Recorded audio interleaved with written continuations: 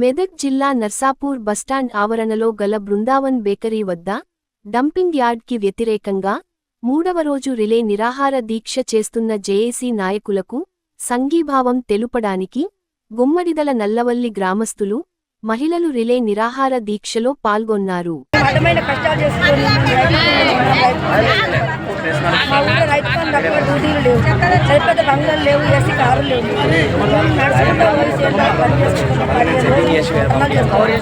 మా పిల్లలందరూ వచ్చి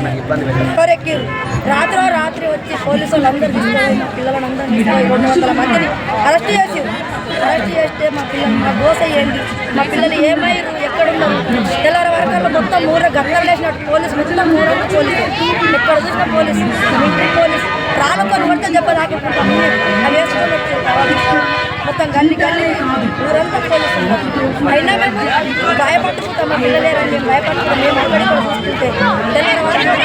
అక్కడి కూడా చూస్తుంటే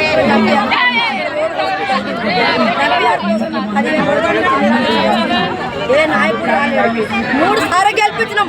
మైపారెడ్డి 3 సార్లు గెలిపించిన రోజు కూడా మా దగ్గరికి రాలేదు.